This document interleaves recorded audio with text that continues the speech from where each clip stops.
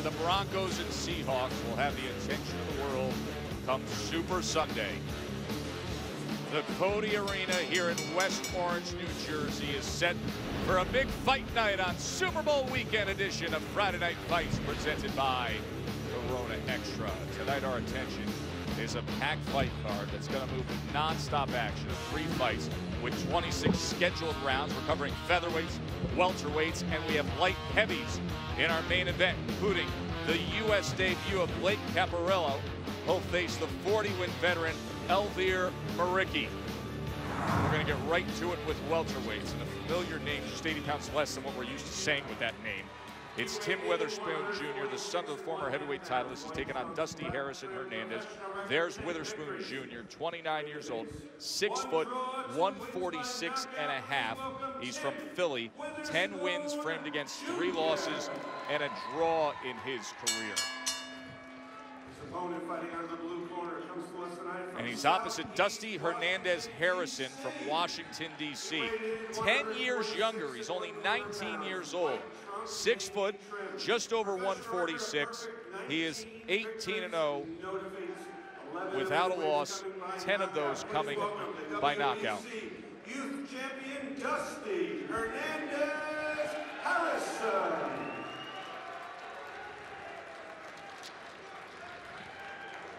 Benji Esteves is our referee as they are scheduled for 8. Okay, Dusty, Tim, one nice clean match. Obey my commands at all times. Most of all, protect yourself at all times. Touch him up. Good luck to both of you. Joe Tessitore and Teddy Atlas with you here for our annual Super Bowl edition of Friday Night Fights, which means at some point Teddy will be putting forth his fearless Super Bowl prediction. I'm going to estimate, I'm just throwing this out there in all our years, that you're like easily over 85% on your Super Bowl picks through the years being with you. At least. It's been sitting in a Hellman's mayonnaise jar. Unscrew it and reveal the Super Bowl prediction. Step out, clean, both of you. Step out, step out. Oh.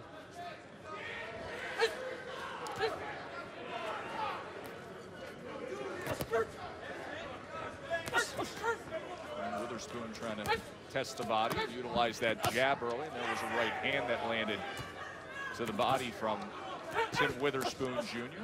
Another right hand touching that left flank of Dusty. I think this could be a fight where Harrison winds up having his way. Watch that shoulder. Dusty, watch that. Let's go now. Dusty Harrison Hernandez turned pro at 16 years old. His handlers were billing him as the youngest professional fighter in America. That was a title that for many years was thrown around Bones Adams. 2-punch combination from Dusty that time. Witherspoon, 7 months since his last fight. Incredible. Let him go, let him go. How many gaps of inactivity, well, he's had in his career. Makes you wonder about his real commitment a little bit in some of those spots to the sport, or maybe his belief in his career. After his debut, he takes off 3 years, and he has had a gap of almost 1.5 years and 1 year, besides that initial gap of 3 years after his pro debut. Lost a 4-round decision in that pro debut back in September of 05, fought again in October of 2008. And he has a loss on his career to a 3-7-2 opponent. So again, it makes you a little bit skeptical step back. about the legitimacy of Witherspoon's 10-3-1 record, or at least his ability to deal with an 18-0 opponent. We're going to find out. As always, we invite you to join in on social media throughout the night of Friday Night Fights. You can tweet along with Nigel Collins on Twitter. Nigel Collins does an outstanding job of documenting everything that's going on and creating his own conversation. You can also go to the Friday Night Fight Facebook page and judge this round and jump in throughout the night and see how your score compares to the 3 ringside judges and to Teddy Atlas's scorecard. As Witherspoon Jr. and Dusty Hernandez Harrison are coming to the end of round number 1. They clap ringside, does the commission here, right at 5. 5 You seconds, heard that. And now bell. we will hear from our studio host, Todd Grisham. Good evening, Todd. Good evening, Joe. As you know, it's been a very busy week in the world of boxing, and I'll do my best here in Bristol to keep you updated on the news. But first things first, we're very excited to announce our new Friday Night Fights boxing tournament. It's called Boxino. 16 fighters in the lightweight and middleweight division. Battle it out until we have a champion beginning next month. I've got the tournament brackets and fighters involved coming up, plus some big names in the boxing world in action this past week. Highlights from Mikey Garcia's title defense and Victor Ortiz's first fight in 18 months. Make sure you're a part of the program. You can reach out to me on Twitter at GrishamESPN, as well as our Friday Night Fights contributor, longtime Ring Magazine editor, Nigel Collins. And don't forget to score tonight's fights using our Facebook app. You can find it on our Friday Night Fights Facebook page. I'll see you in a few minutes, but right now, let's send it back out to lovely West Orange, New Jersey for round 2. You've been here, Todd. It is lovely here in West Orange, New Jersey. The Richard J. Cody Arena. You have dual hockey rinks, basically. Hockey arenas matching twin style here. And we fill the place every so often for Friday Night Fights. We will have 3 scheduled television bouts tonight. 2 8-rounders starting here with these welterweights. And then 10-round light heavyweight action with a tinge of NFL to it, as Teddy's fight plan will include a New York Giant, Prince Amukamara, and we will also have former NFL All-Pro linebacker Takeo Spikes join in the conversation with us ringside. Step back, wait. You know, Harrison, besides being 18-0, having the advantage of having never learned how to lose, and that confidence that you would hope starts to show itself now, because it didn't show itself really in the first round. Harrison's also the bigger man, welterweight his entire career, while Witherspoon turned pro and Joe at 132, and he's fought between lightweight and junior welterweight. Most of his career only moved up to 147 in his last 2 fights. So, look, both are tall for the weight class and long arms. So you wonder who's going to take charge. You know, who's going to take charge on the outside? You always wonder that with tall guys. But in this case, I'm wondering who's going to take control on the inside. And maybe that's Harrison, the man who's the bigger guy. As is the case with many fighters who have stumbled earlier in their career and they move up in weight. Witherspoon also said that it was trying to make weight and being at the lower weight class that cost him some results in the ring. Says he's stronger here now fighting at welterweight. We talked about, well, I talked about Witherspoon's gaps of inactivity. Well, no such gaps for Harrison. The opposite. He's been very busy since turning pro. At one point last year, he had 6 fights in 8 months and fought 2 times in November. That inactivity, being in the ring, being calm, being confident, being comfortable, that I think is going to serve him tonight. And I think it's serving him a little bit this round. Utilizing the jab here, trying to set up that right hand. 197 amateur fights for Harrison, only 15 for Witherspoon. That makes it a little bit of a hill to climb for Witherspoon. Pull his head down, son. Heard the warning from Esteves towards Dusty there about pulling his head down when that left hand got behind. Dug in with a left hand to the body. Witherspoon returns fire, and he turned that right hand over into an uppercut coming off the body punch. And now more body work from Dusty. Some decent infighting here. Yeah, the difference so far is Harrison blocking the body shots a little better. He rolled with that punch.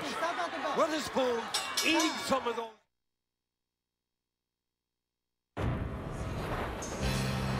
ESPN Friday Night Fights is presented by Corona Extra, who invites you to find your beach.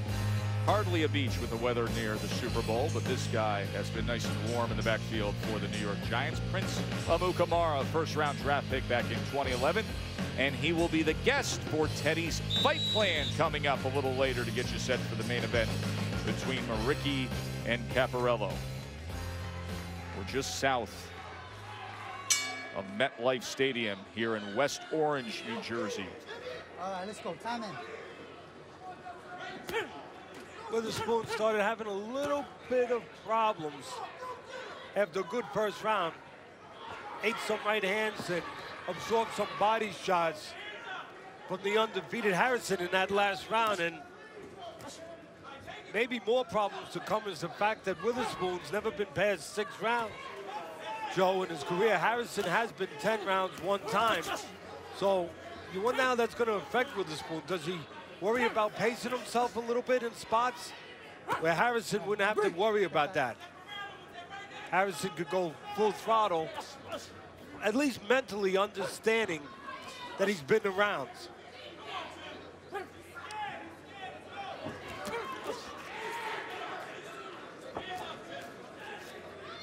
I can't yell at either fighter tonight, Joe, about giving up their height because they're both tall. Right. Both welterweights are 6 foot tall. Tall and long. Maybe a little edge to the length or the reach goes to Witherspoon. But right now he's not using that reach. He's falling in. And again, I think when you have 2 tall guys like this, a lot of people think jabs, they think outside. I think inside. And that's where it's going. I think, well, who's going to be able to separate themselves and be the stronger guy in the trenches? And again, I think it's Harrison trying to prove that, having been a bigger man throughout his career. See him trying to get that right hand free and fire off that uppercut. As Esteves separates them.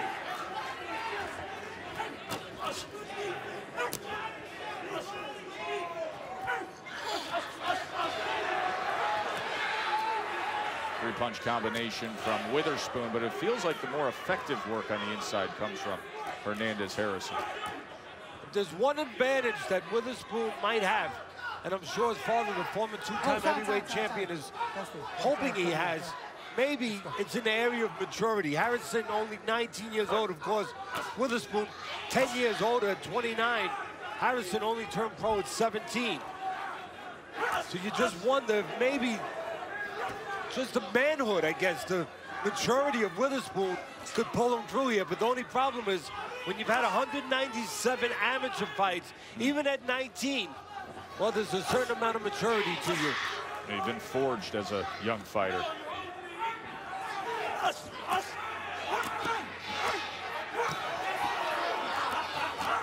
Good exchange that time, as there was a left hook from Witherspoon right at the end of that exchange.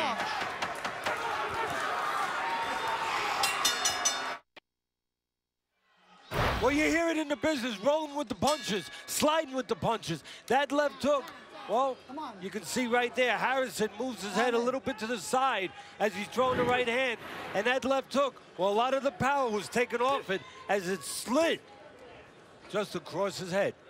It was good timing by Dusty Hernandez-Harrison to throw that right hand just at the moment that Witherspoon had put a nice hook in motion and took a good portion of the power away from it. So round number 4 here of our opening bout.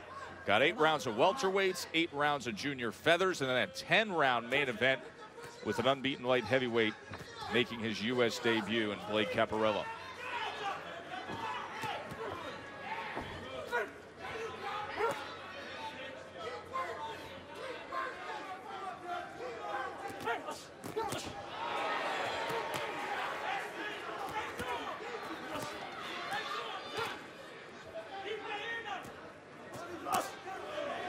Again, there you see Witherspoon using his good hand speed and some good combination punching. A lot of people use the left hand to combinate on the inside. Hook to the body, hook to the head. That's pretty conventional, pretty standard. Witherspoon used the right hand. Body and then nice right hand up top, catching Harrison. But Harrison, for the most part, his body shot's a little cleaner than Witherspoon's.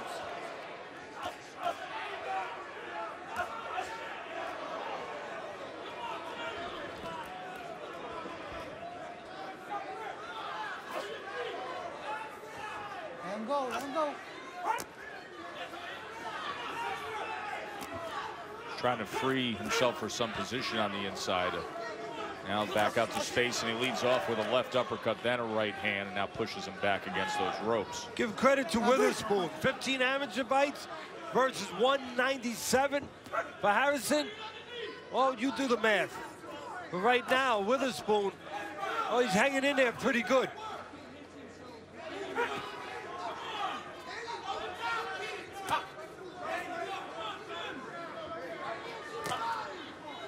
See, this is where Harrison, even though he's younger, 10 years younger, could maybe take control because of the amateur experience, but also because the knowledge and the experience that he's gone 10 rounds.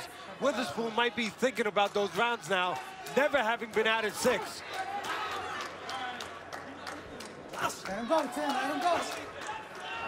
Yeah, Harrison's not thinking about the rounds, Joe. You can see it by his body language. He's thinking about being a boss, about taking control, about getting work done right now. That's what he's doing on the inside here, putting that shoulder in and then creating just a little bit of space to fire off. Doubled up that left hand as we come to the end of round 4. Reminder, got another young unbeaten coming up. It's Luis Rosa, 22 years old, 15-0. He's in our next fight. Here's Bernardo Osuna. With Luis Rosa in his locker room, you're taking on Jorge Diaz as a co-main event on Friday Night Fights. How big an opportunity is this for your career? It's a huge opportunity for me. I believe this is the open door for me to step to another level.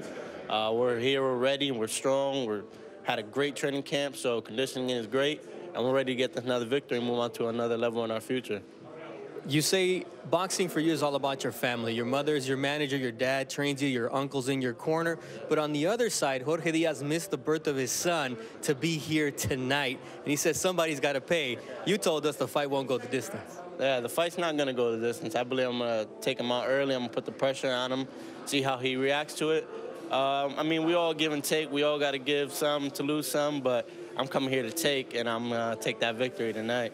It'll be a step up in competition for this young man as he puts his 15-0 record on the line.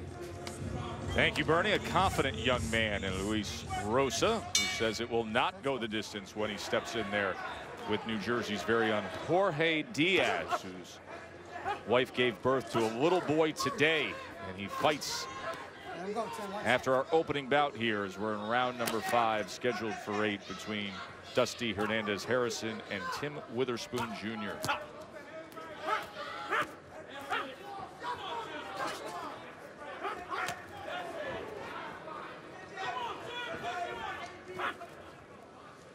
Break, no punches, step back.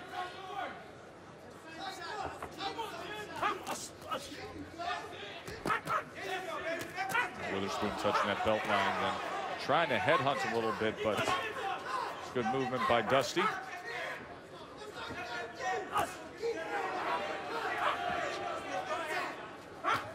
Teddy's scorecard has the 19-year-old 18-0 fighter on top, 39-37. Fans see it the same way, 3 rounds to 1. You can go to the ESPN Facebook page, Friday Night Fights Facebook page, and join in the scoring throughout the night. And you can jump in and out at any point. We're talking about jumping in and out. I'll segue right into that. Harrison, early on, was trying to jump in and out. And I think that's because of the strength of Harrison, the body punching. That's starting to push back Witherspoon. And there's one up right there. Push him back a little bit. It's a well-placed left hand to the body by Dusty. Yeah, I noticed a difference with Harrison this round, Joe. I guess it's confidence. And he just hopes, his corner hopes it's not overconfidence. He's loading up. He is. Know, he's going for bear this round. Putting a little extra on all those shots. It's starting to become a dog-cat fight. And what I mean by that is Harrison's the dog looking basically to eat up the cat. And the cat Witherspoon, well, you know, he's scratching and clawing a little bit. A little warning there from the referee for an elbow, I guess. Yeah, you know, Benji Esteves is warning him for the elbow. Actually, he pushed his head forward with his left glove. His glove was under his chin, and he just simply pushed it forward, then creating room for the right hand. It wasn't the typical flick of the elbow you typically see on the inside where you get that warning. Well, going back to the dog and cat, you know, Witherspoon doing a pretty good job of flashing out and scratching and hanging in there, but Harrison looks to eat him.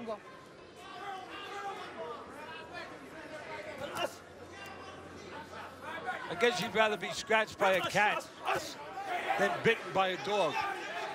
I guess that's at the end of the day, that's what you take away with that.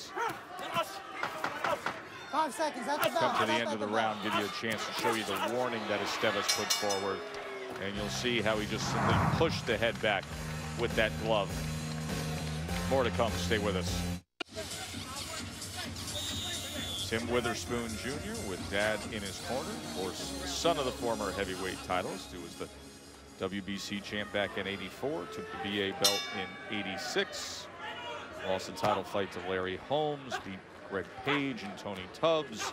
Had losses to Pinklin Thomas and Bone Crusher Smith. Yes, that era of 1980s heavyweights.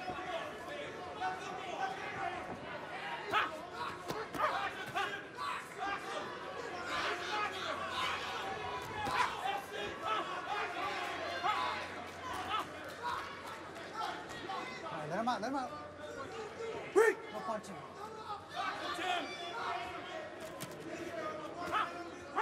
That's it. And again, I said it the last round, Joe, I saw what I thought was a definitive sort of change of pace for Harrison. Rather than using the jab, Come on, back, Tim. you know, playing small ball a little bit to set things up. He started going for the fences. Big ball.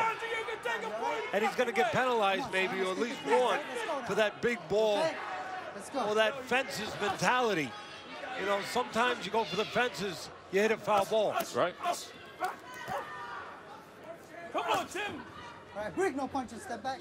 There's Witherspoon's father there, former titles. That's it. Yo, what's up with this? I think there's opportunities here now. Witherspoon's starting to fall in.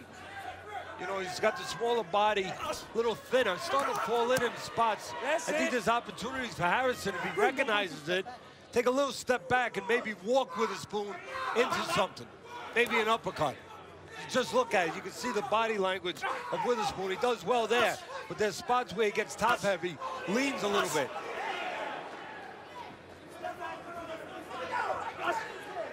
I just wonder whether or not Harrison has a feel for that. You know, he's so, in his mind, he is so locked into going forward. You wonder if he can change gears and maybe take right now, take a little half step back before the referee gets in there and allow Witherspoon to fall into him.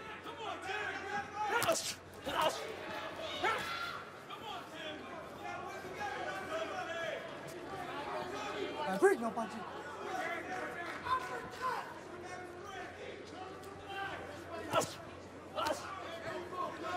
Not working on the way in that time. Not only that, but Witherspoon has a habit, his father used to do it, of taking his right glove and putting it over on his left side of his face to block the right hand. He did it again. Just look for that.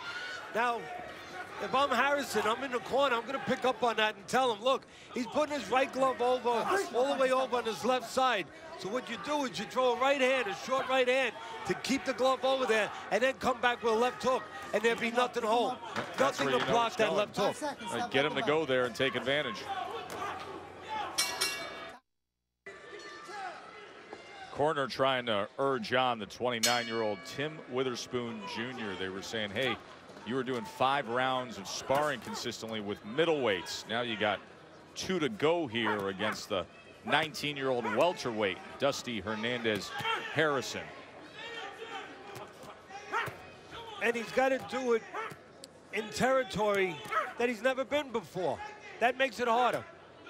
Witherspoon now into the 7th round for the first time in his life.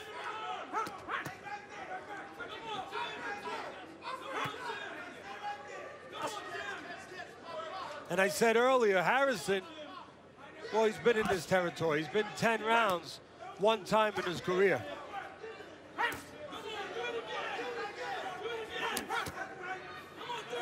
You know, I'm going to dare to say that when I noticed that change 2 rounds ago in Harrison, it may have hurt him a little bit because he stopped using the jab, he stopped playing small ball, he looked for the fences, and although he's delivering big shots to the body as he just did, and always looking for that home run, he hasn't been putting men on base.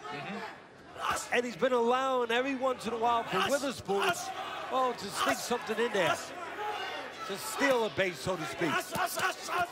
But not right now. That was a right now combination that he dug in on. Yeah, right now, Harrison, again, is bringing the heavy artillery out. Everything is big. Everything is strong. Everything has a home run written all over it. And let's see if everybody's in agreement. 59-55, says Teddy. On his scorecard going to round 7. Viewers at home see it same way. Those are 5 my rounds guys. to 1. My They are your guys, my guys. Week in and week Not, out. never disappoint me. Those of you who Even scroll when they along disagree on with me. Facebook, the Friday Night Fight Facebook page. Of course, you have 2 outlets of social media with us every week. You can tweet along with Nigel Collins, read Nigel, tweet to Nigel on Nigel Collins' Friday Night Fight Twitter feed, and then you have the Facebook scoring on the Friday Night Fight Facebook page.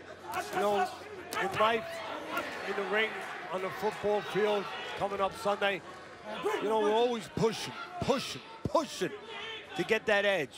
But every once in a while, you have to give a little to get a little. And I think it's that moment now. If Harrison would just give a little, just step back just a little bit, well, he'd be the recipient of some open shots where Witherspoon would just fall in.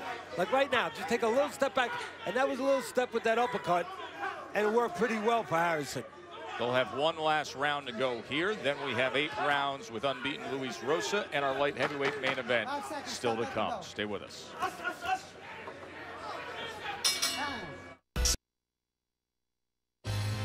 Whether it's football or boxing, they hit hard. So you better have a game plan or a fight plan. Stay there. We'll be back with that fight plan, me and Prince, Oakland and New York. Can you imagine getting along? Prince Amukamara will be in the fight plan. A fine defensive back for the New York Giants.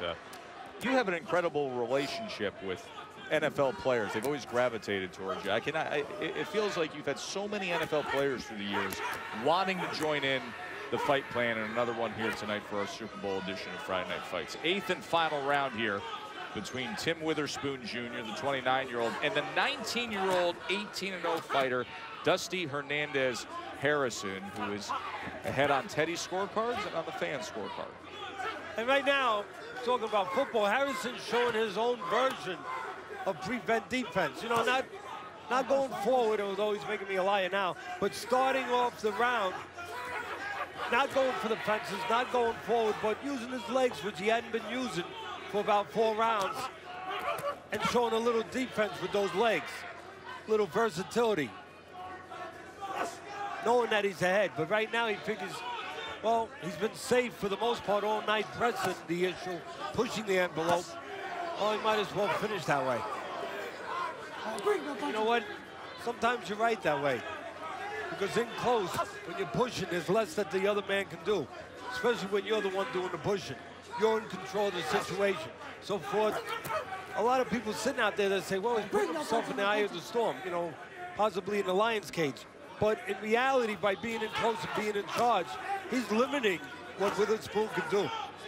See Dusty's edge, according to CompuBox, 144 connects to an even 100 for Witherspoon Jr. And Harrison definitely limiting what Witherspoon can do by being real close and banging away with these shots. I mean, he's keeping Witherspoon defensive. That's a pretty good way of protecting your lead, too. Or maybe closing the show. And it looks like maybe Harrison looking to close the show on national TV. A couple good sharp right hands there.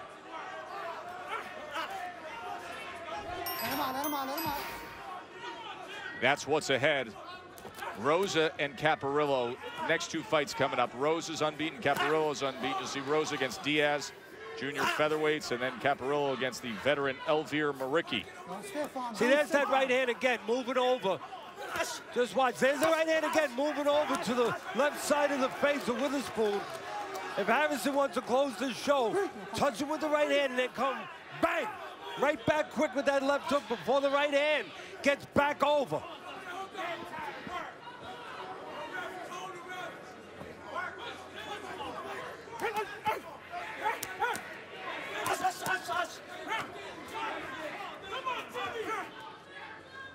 Break no punching.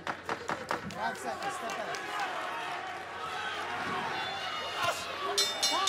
And Hernandez Harrison should be soon enough celebrating 19-0 for the 19-year-old.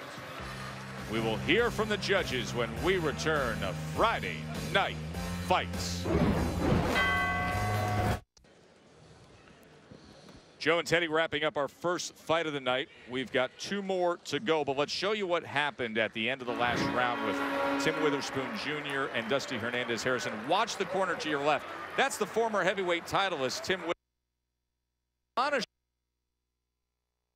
You can see him point.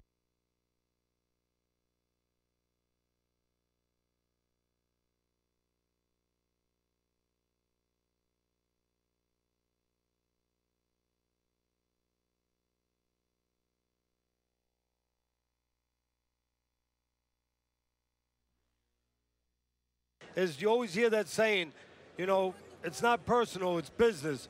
Well, when you have 2 fathers in a corner, it's never business. It's always personal. That's a great point. As Buddy Harrison, the trainer of his son, the 19-year-old Dusty Hernandez Harrison. Teddy sees it 79-73. Facebook, the fans at home, 7 rounds to 1. As for how the judges ringside see it, let's go up to generous Joe Antonacci. Boxing fans, after 8 rounds of action, we go to the judges' scorecards. And all 3 of our judges, Kason Cheeks, John Potteray, and John Stewart, agree, seeing the bout 78-74, all in favor of your winner by unanimous decision from Washington, D.C., Dusty Hernandez Harrison. So the 19-year-old is now 19-0, and for Tim Witherspoon Jr., he's 10-4-1. We've got unbeaten Luis Rosa from New Haven, Connecticut, up next in our co-feature. But first, Todd Grisham in the Friday Night Fight studio. Todd, take it away. Thank you, Joe. Much more to come from the Richard J. Cody Arena in West Orange, New Jersey. But right now, let's talk about a rare Thursday night fight. You know, Victor Ortiz has been very busy over the past 18 months. He's been on Dancing with the Stars, filming scenes in Sylvester Stallone's upcoming Expendables 3 movie, and even releasing his own fragrance. Yes, you too can smell like Victor Ortiz. One thing, though, he hasn't been doing is fighting in the ring. Ortiz hasn't been in action since breaking his jaw against Josecito Lopez a year and a half ago. Last night, taking on a Brooklyner in Brooklyn, Luis Collazo, who showed up to fight.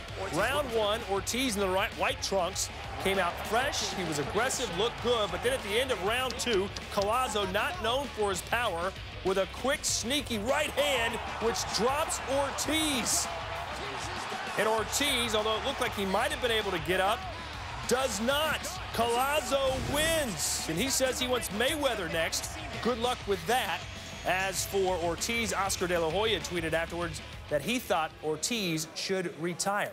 All right, shifting gears now. Unbeaten middleweight Gennady Golovkin, one of the most exciting fighters in the world, back in action this weekend, taking on Ousmane Adama. Unfortunately, the fight being held in Monte Carlo will not be televised here in the U.S. We bring in Teddy Atlas now. And Teddy, since we can't see us, tell us what we would see from Golovkin this weekend. You don't see me right now? No, I see you, but we won't see Golovkin on TV. It's not being aired in the U.S. Okay, well, I just thought that I'd wear this just in case I get beat up again this week. Because last week, I'm still a little wobbly from last week. Where's the referee when... You know, everyone always says, where's a policeman when you need one? Where's a referee when you need one? If Mills Lane was around, he would have stopped it for me last week. And I see Joe, he's making me nervous. He's got a towel ready to throw it in. We're not going to need the towel tonight. I'm ready for you, Todd. Let's go. Well, tell us about Triple G. Do you like him or what? I love him. I love Triple G because you love him, because these people love him. Because he makes exciting fights. He doesn't just win, but he does it in a fan-friendly, TV-friendly, a friendly way that we all enjoy. He goes to the body well. He's aggressive. He's a good puncher. And you know what? He's more than all that. The reason he's undefeated, he's a world champion, and he's one of the top pound-for-pound fighters in the world. He had 400 so amateur fights. He won a silver medal. He's got the confidence, the calmness that comes with all that experience, with all that success. But also, he's the boss without just walking in and sticking his chin out and getting hit with punches. He doesn't walk into punches. He arranges distance pretty well. He's more than just a wrecking ball. He's a wrecking ball that doesn't get wrecked. Well, he can pack a punch as well. 25 knockouts in his 28 professional fights. If Golovkin does win, you can pretty much bet it's going to be by knockout. All right, Teddy, let's talk about another fighter I know you like. Mikey Garcia with a great performance over the weekend, winning a lopsided unanimous decision over Juan Carlos Burgos. What did you see, Teddy? I see what I always see, Todd, with Mikey Garcia, that he's a master in controlling range, controlling distance. He knows exactly where he's got to be out of range, and exactly where he's got to go to be in range. And how does he do it? Well, simply put, it's all about the feet when it comes to Mikey Garcia. He's got the best feet and the best judge of distance in the whole boxing world.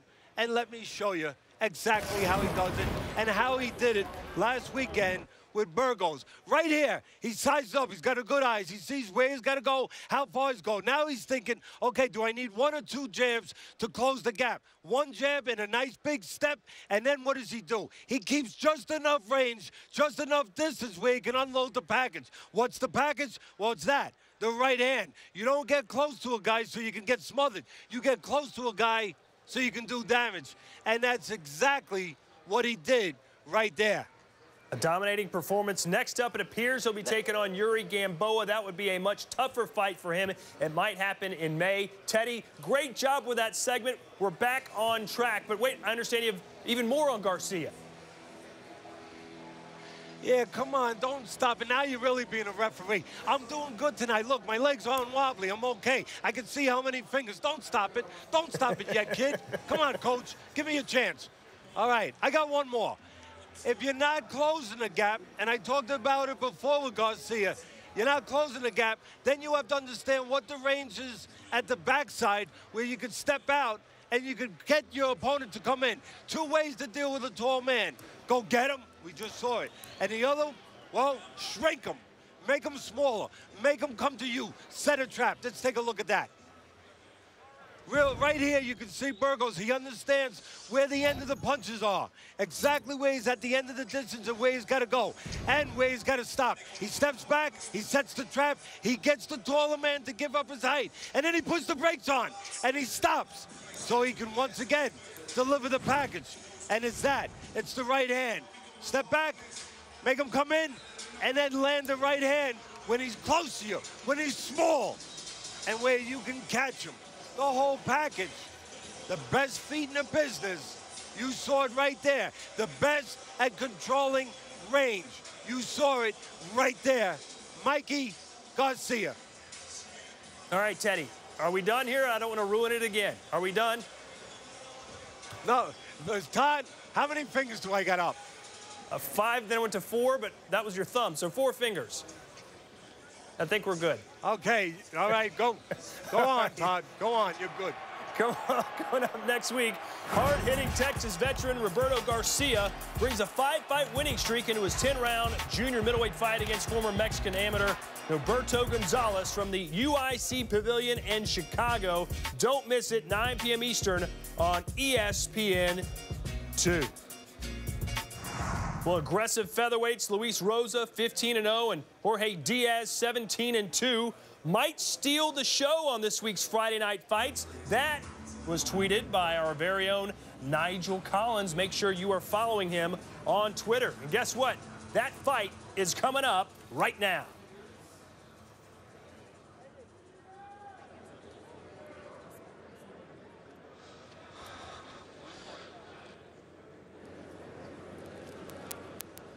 Friday Night Fights presented by Corona Extra as we move along on our fight card. Junior featherweights up next here as we'll be working our way to our main event, our co-feature scheduled for 8 rounds. Locally based Jorge Diaz trying to hand the 22-year-old Luis Rosa the first loss of his career.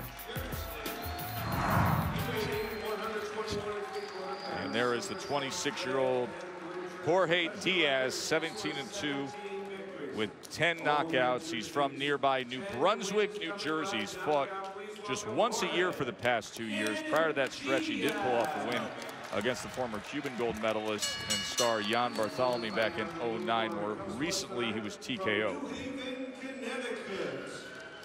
And there is Luis Rosa, the 22-year-old from New Haven, Connecticut, 15-0 with 7 knockouts. He is trained by his father, who runs the Boxing and Faith gym back in the Elm City. He's coming off a 3rd-round TKO win against Andre Wilson in his last fight back on December 4th.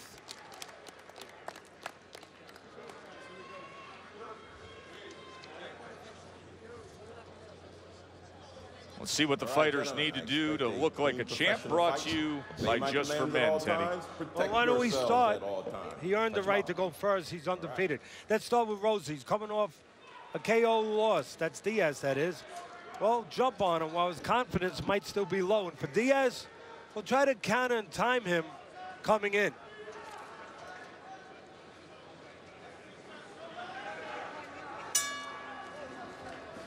Diaz and Rosa underway here. They are scheduled for 8 with Albert Brown as the referee. You know, Joe, the first thing is, you know, you looked at Diaz. He was knocked out his last fight, of course. Very, very difficult, maybe impossible way to go into a fight with an undefeated prospect. You wonder, or at least I wonder as a trainer, where will the confidence come from? But maybe I can answer my own question. Diaz has fought the better competition, and he's been 12 rounds with a good level fighter, while Rosa has never been past 8. Now, I know he doesn't have to go past 8 tonight, but maybe that's where the confidence for Diaz goes. There's a low blow there that Rosa landed. Timeout, timeout, timeout. Watch what happened here on that left hand that strayed, as Jorge Diaz will be given 5 minutes. Time has actually been of great concern today for Jorge Diaz because he spent most of the day, Teddy. You talk about not wanting your fighter distracted the night before and the day of a fight. He was expecting his firstborn today and was born this afternoon. He stayed with his girlfriend until 3:30 this afternoon, did Jorge Diaz. Well, maybe that's where he gets his confidence. Maybe that's where he gets his, you know, maybe that's what buoys him. You just gave it to me, having a child. I mean, you know, a blessed moment like that, you know, a miraculous moment like that. You're fortunate enough to have a baby. Maybe that's what makes him forget about being knocked out in his last fight and gets him past what he needs to get past with that memory and with the knowledge that, hey, I have another mouth to feed. I have another responsibility. I better get myself on that horse and get riding. So he stayed with his girlfriend today, Teddy, until 3:30 in the afternoon. He leaves. He could only stay so long. Had to come over here for his responsibility as a professional fighter. And then his firstborn arrived, a little boy. So lives only about 35 minutes away from here in West Orange, New Jersey, as they are exchanging here early in round 1. Don't push his head down. Let him go, Luis.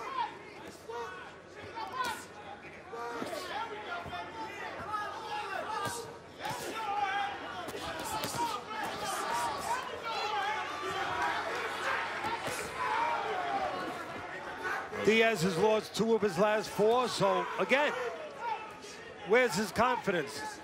Needs to maybe even be reminded in the corner that, hey, you know, you have a kid to take care of. You better find a way to win this fight. You better find a way to get to where you need to get to. And so far, so good. Diaz having a pretty good round after that low blow slowed him down early on. Very good action here in the final minute of round number 1. Good exchanges between Diaz and the unbeaten Luis Rosa.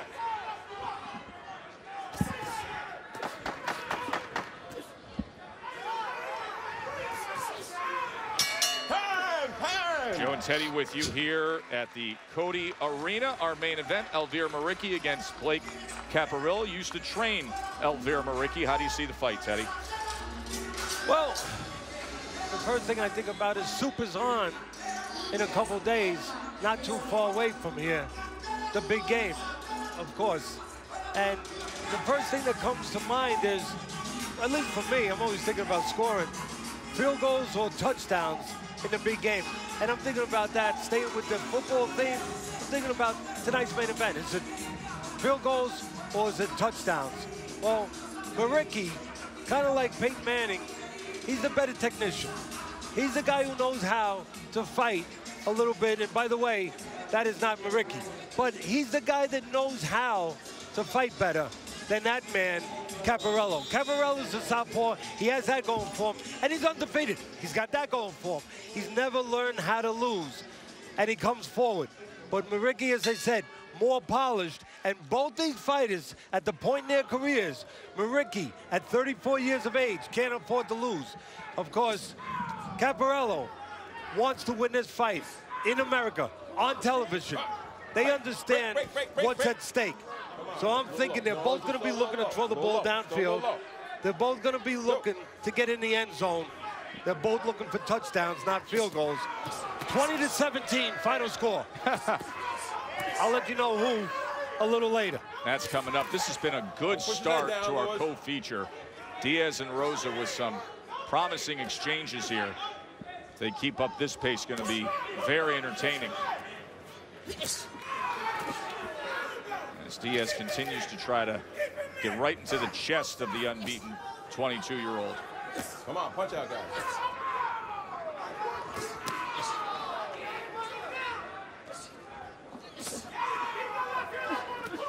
Break, don't punch, don't punch, don't punch. Watch the heads, guys, watch the heads, both of you, watch the heads.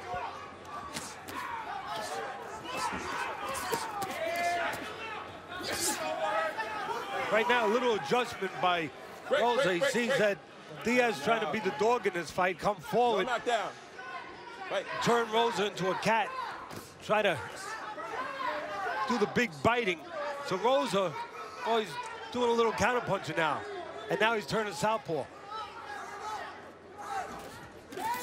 That straight left and gets him right into the corner. Don't punch. Separated by Brown.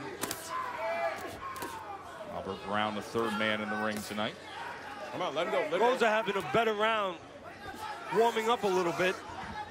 Most of his fights have been in New England, New York area.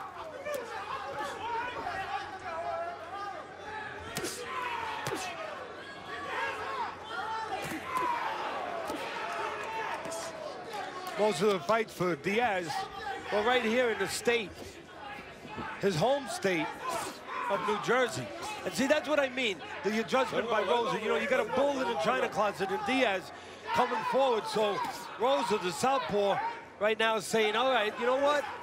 Instead of banging horns let him go, Jorge. Or locking horns with the bull, I'll take a little step back and let him walk into shots, give myself room to punch.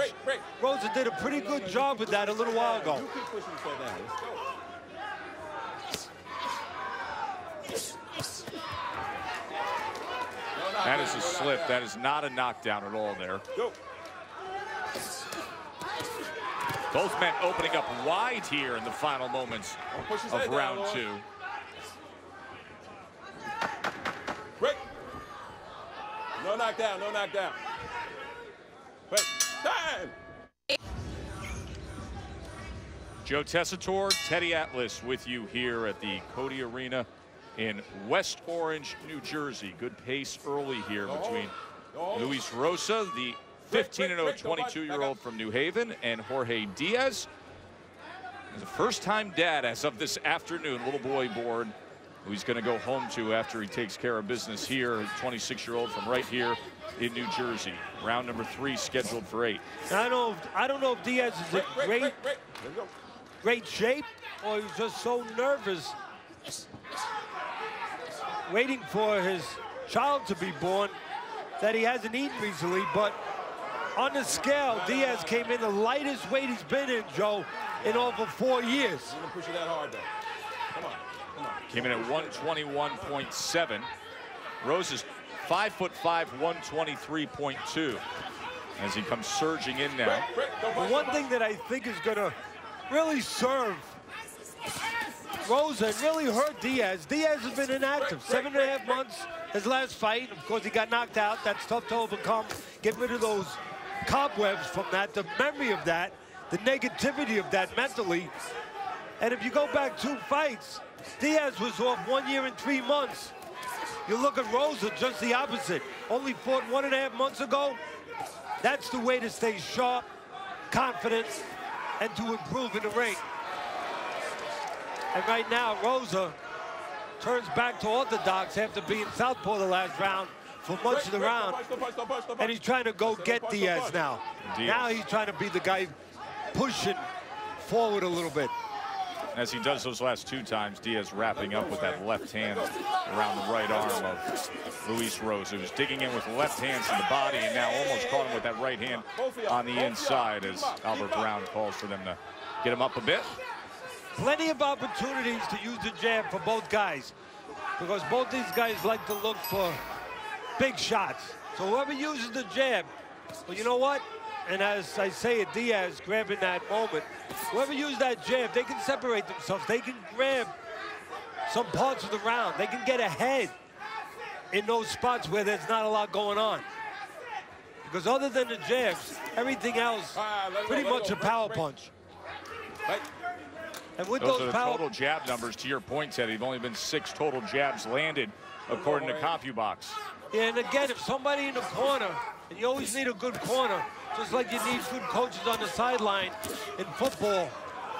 If somebody just says, hey, you got a chance to use the jab, that somebody could have a little bit of a lead. But right now, Rosa, the undefeated guy with the confidence. They're ruling that a knockdown, and you can see the disbelief in the face of Diaz. He is quite upset that that's been ruled a knockdown.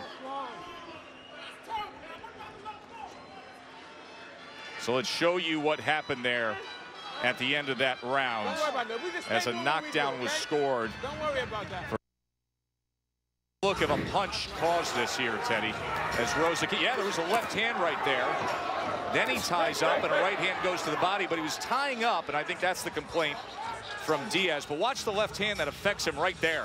Yeah, it's a good left hook, actually, and it hurt him. And then he fell forward. What he was trying to do was fall forward and try to gather himself, not get knocked down. Obviously tie up Rosa, and Rosa did the smart thing. He moved his feet, he fell back, and Diaz went down to the ground, and therefore you got a knockdown. Speaking of guys that hurt people for many years, Takeo Spikes, former NFL All-Pro. I always say NFL guys gravitate towards Teddy. You come here, you sit ringside. What kind of appreciation do you have? I mean, you spent a career damaging people. What kind of appreciation you have watching this up close? Great appreciation for the sport because there's so many similarities to football. And you get a lot of guys. This is the only time you can go into a ring and compete and hit somebody and not get in trouble for it. Takeo Spikes, former NFL All-Pro, joining Teddy and me here for round number 4 of what's turning out to be a pretty good little action fight here between Rosa and Diaz. Super Bowl edition of Friday Night Fights as we are here in the New York, New Jersey area. What's it like, Super Bowl? I mean, you've been to all these weeks through the years of your career. How are the guys enjoying the week here in Metro New York? Well, you know, it's a good time for all the guys to come to the city who competed against each other week in and week out, hang out, talk about how each other dominated each other, and, you know, and get one up on another. Don't hold him, don't hold him. Let him go, Lord. So at the end of that 3rd round, Rosa scores the knockdown. Break. Got a 6'2", 245-pound linebacker sitting in between us. You know, Teddy and I often gripe about the heavyweight division. You're the problem with the heavyweight division. We needed boxers like you the past 15 years, American fighters like you, Takeo. We're stink. You know, I don't know if I'll be big enough, tough enough to go into the ring in the heavyweight division. Takeo. Another knockdown being scored here, 2nd of the fight for the unbeaten Rosa. Rosa's starting to dominate, obviously. The memory in the mind of Diaz being knocked out in his last round. Don't push his head down, Lewis. Oh, no knockdown. It's showing a little bit. No knockdown. He's falling in, not really together, not really up on his confidence right now. And again, Rosa doing everything he can do to keep Diaz from getting that confidence, turning southpaw now, making things more difficult. And again, I say it, what I said earlier, Rosa, every once in a while, Rosa do that. He'll move his feet and do that. By moving his feet, he creates a little room and a little space where Diaz walks into punches. You know, a lot of the public might be watching this and say, hey, Teddy, where's the separation? You see two gladiators just winging away. But one gladiator, the guy in gold, taking little steps back and letting Diaz fall into shots. In other words, using his head, using his intellect, using his technique, and taking advantage of the aggression of Diaz. Exactly what he's been doing here on this run. Now it's Diaz who backs off for just a moment, as then he chases him down with the left hand and then takes a knee himself. They're saying that is not a knockdown here in the final seconds of round 4. Glad to have Takeo Spikes, former NFL All-Pro, joining us, which means that in just a moment we will get Teddy and Takeo's Super Bowl prediction as we come to the end of round number 4. Undefeated Rosa in control with 2 knockdowns scored. Good action throughout. And let's check in with Todd Grisham in the studio. Thanks, Joe. Takeo Spikes is there, and considering the Super Bowl is less than 48 hours away, we thought we'd incorporate a little football in our show by talking about some NFL players that became professional fighters. How about Ed Too Tall Jones, Dallas Cowboys defensive end, member of the Doomsday Defense. He was 6-0 with 5 knockouts. Mark Gastineau from the New York Jets, defensive end from 79 to 88. Member of the New York Sack Exchange. Alonzo Highsmith, running back from 87 to 92, former 3rd pick overall in the 87 draft. 27-1-2 with 23 knockouts, not too bad. How about Tom Zbikowski, defensive back from 08 to 13, former All-American at Notre Dame. He was 4-0 with 3 knockouts. Our Facebook question, which football player's second career in the ring represented boxing the best? Here's some of your responses. Andy Fafa said Highsmith would have knocked out the other 3. Tony Jimenez says Zbikowski would be a world champion if we kept going. Wonder what Takeo Spikes thinks about that. He looks like he could rattle some cages if he became a professional fighter. What do you think, Joe? Yeah, I think he rattled him for 15 years, destroying a lot of running backs trying to come through the hole. Round number 5 here. All right, every year we do this, our Super Bowl edition. Teddy has a high winning percentage in his Super Bowl prediction. I'm just warning you, Takeo, but now he's with an All-Pro. We're going to put him on the record here. We'll start with you quickly. How do you see Seattle and Denver come Sunday here in New Jersey, and your prediction, Takeo? My prediction, I'm going to get right to it. I'm going to go with the Denver Broncos. I'm on the Denver train. Basically what Peyton Manning has been able to do the entire year, breaking the records of pretty much all the records of the quarterbacks, and him raising the level of play from the rest of his guys going into this game. I really don't see Seattle being able to keep up with that from an offensive pace from Russell Wilson. Albert Brown giving out another warning here as Rosa comes forward. Tried to land that right hand. Teddy, your Super Bowl prediction this year? Takeo, somebody told you who I like, didn't they? Well, I was told you had a high winning percentage, so. Somebody told you. Somebody. It was 50-50. Somebody let it out. Well, you know what? With all that great science and great stats, and you looking it over and really looking at it with all those kinds of angles, I'm going to go beyond that. I'm going to go to the real scientific way. And it's the year of the horse. Okay. In Chinese New Year, it's the year of the horse. Is it really? Yeah, that's what I've been told, and I'm going with it. So I'm going to go with the Broncos. They are a horse. The year of the horse. And Peyton Manning, as you said, it's been his year. Right. And no better way to finish it than with a Super Bowl. And with a little bit of sibling rivalry, matching his brother Eli with two of those rings. So there it is. I'm sure the lines in Vegas are changing already. Because of you and me. And they heard about the high percentage, and then me coming on here agreeing with you, that makes it even better for Vegas. Let me ask you a question. You know, I always say to Gil that 75% of boxing is mental. I mean, it is in my business, you know, about controlling your emotions, really your fear. Right. How much of it is in your sport is in the mental dimension? I would go to 70 to 80%. Wow. Because when you first come into the league, and I never boxed, but when you first come in, you're playing off true, raw athletic ability. But at the end of the day, in order for you to make progress and strategically get ahead of the next man, because everybody is blessed with talent, you have to study the game and understand tendencies what your opponents may show. Well said, well said. Big Mr. Spikes, what a nice visit. You come ringside anytime you want. I will come ringside, and Teddy, I will tell you this. I was upset about that, the loss you gave my guy Vander Holyfield with Michael Moore. That hurt me. I'm a Georgia kid, man, and he's got the championship ring to prove it. Respect you. I love you to death. Takeo Spikes with us ringside on Friday night.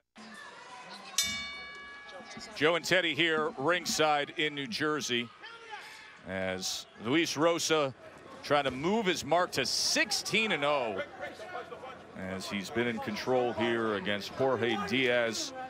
He's taken a few knees, a couple warnings have been doled out, and a couple times he's been on the deck. Round number 6 scheduled for 8.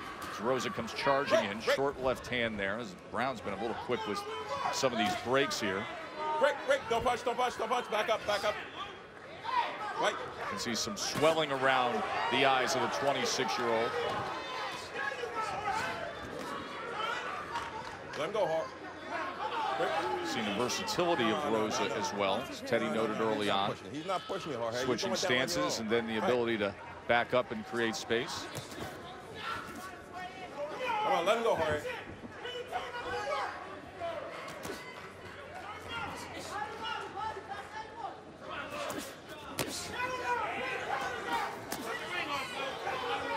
You know, I thought going into this fight that it would be a shootout. You know, in other words, fun while it lasts. But watch the back of the head, guys. Watch the low blows. The guy with the better guns, or the guy with more, just a bigger clip, more bullets in the chamber, is Rosa. Let's take a look at Teddy Atlas's scorecard, 49-44. Keep in mind the 2 knockdowns scored in round 3 and 4 for those 10-8 rounds in favor of the unbeaten Rosa. And the fans at home see it 4 rounds to 1 for the New Haven-based fighter. Of course, you can go to the Friday Night Fight Facebook page and score along. You know, sometimes an intangible happens. Something comes out of nowhere that changes the pace of a fight, the dynamic of a fight. Wishing nothing bad for anybody that gets in that ring, but Rosa has been involved with headbutts. Matter of fact, Joey had a no decision from a clash, and well, he's also been penalized in other fights for low blows, and we saw that tonight. So let's see whether or not a cut or maybe even another low blow changes the course of this fight. That probably needs to be changed a little bit if Diaz is going to get a win. Don't punch. And there was a low blow right there. I'm just talking about it. I can't let you continue. And what do you know? I can't let you continue to do that.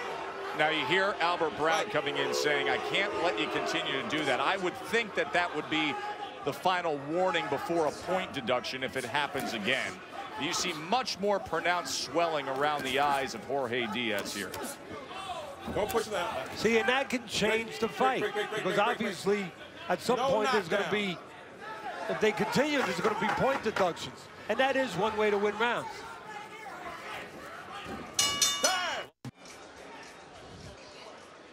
Joe Tessitore, Teddy Atlas with you here on our Super Bowl edition of Friday Night Fights. As Luis Rosa, who's trained by his father, who runs the Boxing and Faith Gym in New Haven. Let him go. Promising future. He's 22 years old, and he has a 15-0 record.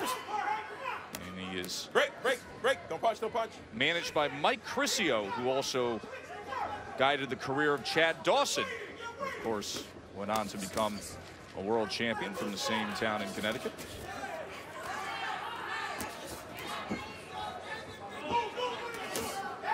There's a short right hand that time from Diaz that came through, and it was just nothing but return fire from Rosa coming at him. But always opportunities to get back in the fight for Diaz, because, you know, Rose is not exactly Pernell Whitaker when it comes to defensive rounders. I mean, he stands straight up, he comes at you, he's fun to watch. I mean, no doubt about it, but he comes a little fat with the punches. Always an opportunity. Catch him in between a punch if you punch with him. or catch him over top when he's throwing a jab or something because he's throwing straight. But right now, all the catching, all the catching being given out by Rosa to Diaz. And right now, Rosa, well, early on, Rosa saw that he could take a step back, let the bull in the china shop, Diaz come forward, create movement, you know, use Diaz's aggression against him, walk him into shots. Right now, he's jumping in with punches because he sees an opportunity, Rosa does, to catch Diaz going backwards. And you know why, Joe? Because we're at the point in the fight where all the aggression, all the work, starting to pay dividends, breaking down Diaz a little bit, getting Diaz to retreat a little bit more.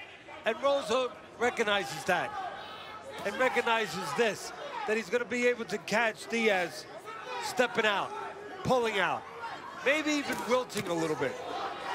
Stepped into a right hand, followed it up with a left, and now takes small steps forward before Diaz ties up again. You see that swelling around both eyes of Jorge Diaz, who's going to be going home, as we told you, to meet his firstborn, a little baby boy who was born this afternoon. Yeah, Diaz, well, he's starting to look like, and he's starting to act like the sun. You know, that powerful star up in the sky that gets awful hot around July and August, and sometimes it can evaporate a puddle. And right now, Rosa trying to evaporate Diaz.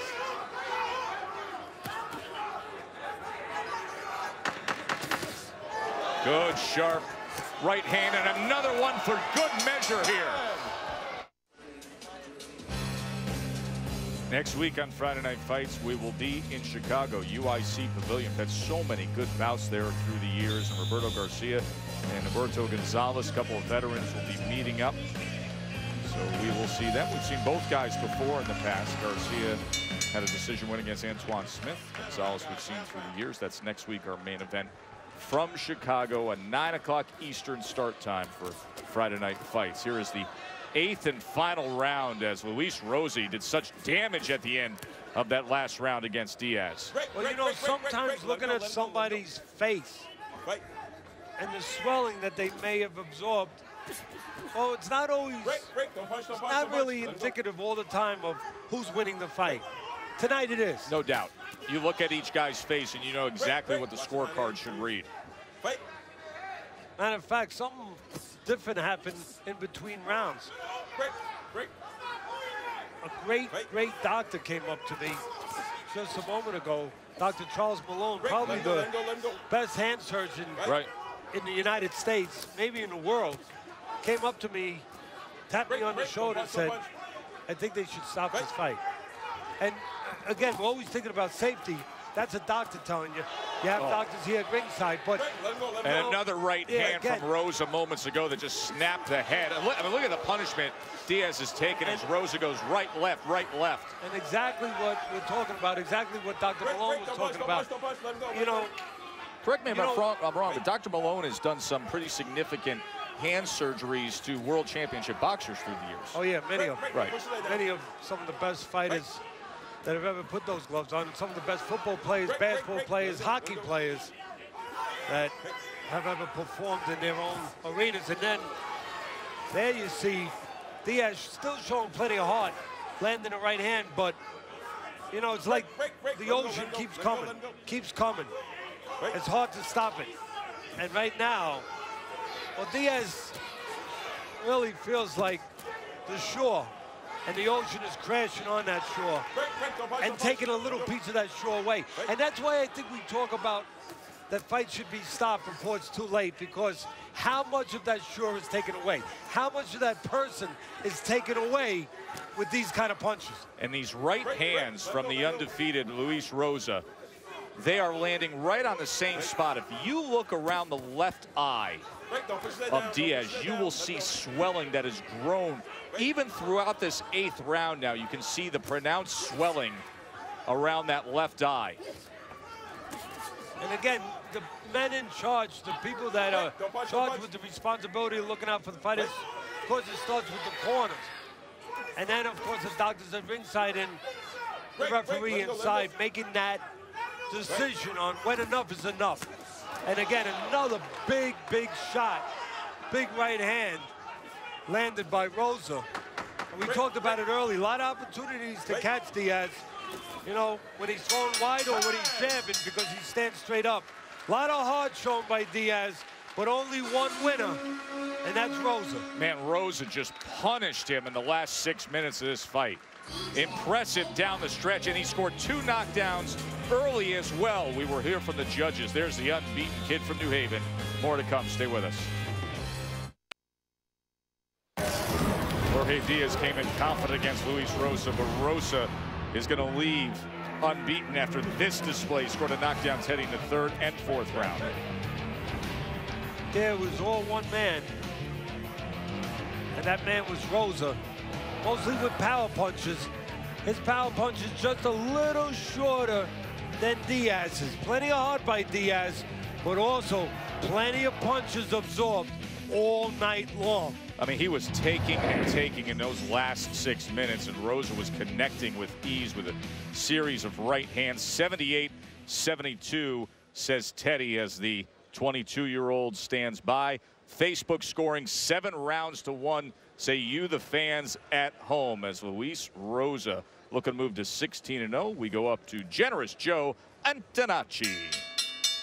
Boxing fans, after 8 action-packed rounds, we go to the judges' scorecards. Judge John Stewart scores about 78-72. Judge Kason Cheek scores it 79-71. And Judge John Poteray scores it 80-70. All in favor of your winner by unanimous decision.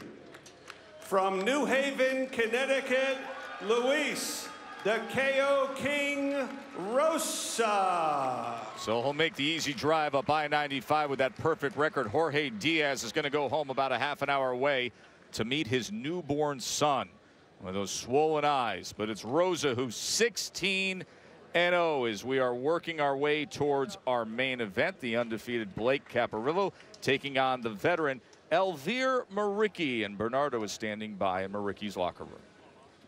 Thank you, Joe. 34-year-old Elvir Maricki is going into his 46th professional fight. He's fighting at light heavyweight tonight, but says he feels he can still make 168. Let's take a look at what he's done over his 15-year career. His first fight in 10 months, he's had 4 layoffs of over a year. He blamed management issues. He rejected several fights in opponents' hometowns. He said he was clear. He's not afraid of anyone. Only the judges scare him. He was once trained by our very own Teddy Atlas from his second fight to his 32nd pro bout. He said he didn't go to college, but he was schooled in life by our no-nonsense Teddy Atlas. And he lost a 12-round decision to Antonio Tarver in 2007. In 2009, he lost to Clinton Woods, but those fights showed him that he belongs in the ring against top-level opposition. He was scheduled originally to fight Zolt Erde. When that fight fell through, he went from being the fighter with the bigger name to being the guy with the target on his chest against the undefeated Blake Caparillo. Back to you, Joe. Thank you, Bernie. Maricki will be taking on Blake Caparillo, the 27-year-old, the Australian-based fighter, making his U.S. debut. That is coming up in just moments, Todd. We're looking forward to it. Indeed, Joe, and as you know, we here at Friday Night Fights, no stranger to controversy, and it didn't take us long to be knee-deep in it this year. And our season debut, Rances Barthelemy, knocked out Argenis Mendez to win the IBF Junior Welterweight Championship, or so we thought. That's because the knockout blow came after the bell to end the second round. That didn't bother the referee, Pete Podgorski, who counted Mendez out. However, yesterday, the Minnesota Department of Labor and Industry overturned the result to a no decision, and today the IBF ordered a rematch. Here is what Barthelemy had to say. This decision to take away my title is a terrible one. The referee did not call a foul that night, so how can a commissioner overrule him by watching TV weeks later? I am better, stronger, and more talented than him, and I knocked him out. Now I have to do it again. All right, Teddy, you told us after that fight that you thought the results should stand as called, that Barthelemy should be the champion. What's your reaction to this news? Well, I told you that I thought. Unfortunately, for for all my powers, I cannot tell the future, although some people, as you do, think I can, and I appreciate that. But I can only tell you that I thought that Barthélemy should have kept the title. Let's go over the facts. It's a fact that those punches were late. It's also, there's no doubt about that. There's also a fact that there was nothing Barthélemy could change. He had already made up his mind. In other words, the punches were not intentionally late. He made up his mind. He was thrown at that instant as the bell was going off. Also, it's a fact that the referee was not in position to make sure those punches never landed. Also, it's a fact that Mendes was on the floor that round and looked really bad. Okay. Also, it's a fact that Mendes had to lose weight. Some stories tell me that it was as much as 14 pounds 2 weeks before the fight that he had to lose weight to get it there. It's also a fact that Barthélemy looked primed and ready and 100% to be a world champion. It's also a fact that in other sports, when there's human error, and there's human error a lot of times, they do not go. Once the athletes leave their arena, leave that playing field, they do not go back and change history. It's the horse is out of the barn, it's done. You don't change a baseball game. You don't change a basketball game. But the brilliant commission of Minnesota is deciding to change history. And I think they're wrong, because I think that Barthélemy was 100% ready to win a world title. More ready than Mendes was. And I think Barthélemy is being punished for being ready in this great country, in sports, in business. Don't we tell people to aspire to be great, to work, to be ambitious, to push forward, to do everything you can to be the best? Well, shouldn't that be rewarded? Well, here it's not being rewarded. It's being taken away from him. And Mendes, the guy who wasn't best prepared, he's being rewarded. Something is wrong. Well, Teddy, if they do fight again, the IBF has said they have to have a rematch. Is there any chance that Mendes is able to beat Barthélemy from what you saw? Listen, I'm in this business too long to answer the question no, because sometimes the stars don't line up perfect.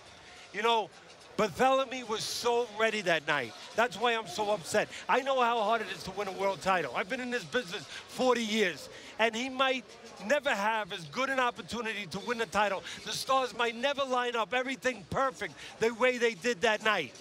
You never know. He might be sick 2 days before the fight, Barthélemy, this time, and maybe not win the title. Should he win the title from what we saw? Will he be the favorite? Yeah. But is it a guarantee that he will win? No, not in life and not in this business.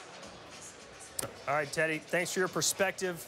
Can't wait to see the rematch just to see what does happen. And I know we here at ESPN are excited and can't wait for what we have coming up starting next month. Our single elimination Boxino tournament consisting of 2 8-man tournaments in the lightweight and middleweight division. It all begins on Friday Night Fights, February 21st in Laughlin, Nevada. The draw for both brackets was held on Wednesday, and let's introduce you to some of the combatants. Yakubu Amidu, fighting out of Los Angeles, California, is 22-4 and 1 with 18 knockouts. He's a Friday Night Fights alum. His first opponent will be Chris Rudd out of Covington, Tennessee, who has a record of 12-1-0 with 8 knockouts. The rest of the lightweight bracket looks like this. Again, we start out with 8 in both divisions. We'll dwindle it down to 1. The quarterfinal bouts will be scheduled 6-rounders. The semifinal matches will be slated for 8 rounds. The 2 finals will be 10-round fights. Let's check out now the middleweight tournament. Friday Night Fights, no stranger to 2 of the boxers appearing in the middleweight bracket. Donatas Bondarovas will look to improve his 18-4-1 record as he takes on Willie Monroe Jr. from Rochester, New York. The middleweight bracket looks like this. And you can see Sina Agbeko of Ghana. He could be the favorite. He's 15-0, and all 15 wins have come by knockout. Again, this all begins February 21st. The championship fights will take place May 23rd at Turning Stone Casino in Verona, New York. Once again, Boxino headed your way starting next month. For now, let's head back to West Orange, New Jersey. It's main event time. Joe and Teddy, take it away. Thank you very much, Todd, as we have worked our way towards our main event. Light heavyweights are focused. Blake Caparillo, he has never fought outside his native Australia, making his U.S. debut now. Does so in prime time on a national television stage, facing off against Elvir Maricki, the 34-year-old. You see the height advantage for the Australian, 74-inch reach to 72.5 for Maricki, the Kosovo kid, Elvir Maricki, originating from Albania. He is now 40-5 with 24 knockouts in his career. New York-based fighter, as we detailed earlier, formerly trained by my partner, Teddy Atlas. He said, hey, I'm excited. I want to make Teddy proud. Said he made him a better person all around. Describes it as his college education that he didn't get in college, being with Teddy. This is just his third fight in 38 months. And there's Blake Caparillo. First time we're getting a glimpse of him. 27 years old. From Australia, 18-0-1 with 6 knockouts. Was an Australian rules football player who turned to boxing. Had a limited amateur career. And his last 3 bouts all were 12-round decision wins. So at the Super Bowl here in Metro New York, Teddy's backyard, he turned to one of his NFL friends to join him in the fight plan, brought to you by Corona Extra. The Super Bowl is only a couple miles away from here in only a couple days. So I figured, why not try to find somebody who has already played in the big game and won the big game? I was successful. I found somebody. The New York Giants' own Prince Amuk Kamara. He knows how to fight, too. 2011 Super Bowl champion. How's it going? Good to have you with us. Thanks for having me. Why don't you try, look at you, hurt your hand. Why don't you try a safer sport like boxing? Turn your southpaw, all right? Protect that hand a little bit. You're gonna be Caparillo, I'm gonna be Maricki. Now, I noticed that Caparillo, that's his dominant hand, his power hand, and he looks for it a lot. He looks to blitz with it, kind of like Seattle's gonna do on Sunday. You know, those linebackers are gonna be coming. True. So when he blitzes, I think Maricki's gonna be ready with the left hook because this hand drops a little bit. He doesn't keep the right hand up. So when he looks for that left hand, bang! Left hook counter by Maricki. If Maricki does that, he'll be celebrating in the end zone or in the ring. True. And he'll be celebrating soon again, right? When the Giants gonna be back? Next year, that's the plan. All right, now how does Caparillo light up the scoreboard? Well, if he did his homework, if he did his game film, you guys have to go in and it's a must. Right? It's a must. You got to look at film and recognize the tendencies of your opponent. Exactly. Well, that's exactly what hopefully Caparillo noticed if he wants to win this fight. Maricki, you'll be Maricki in the orthodox position. He likes to throw, and I'm Caparillo in the southpaw position. Maricki likes to throw the right hand to the body, okay? So when he does it, though, he drops the left hand.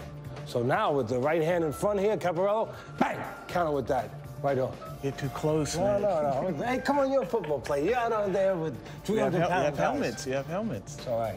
Move your head over here. You don't need a helmet. It was great having you with us. Thanks for having me. Great job. Thank you. And good luck in your career. Thank you. It's a nice job by Prince, but you ever notice the guys, they always think they're gonna get tagged. You're like a foot away, they're gonna tag them. Don't worry, I have control. Yeah, I think so. I've been doing it a long time. You know where the punch is going. No problem. But a great young man.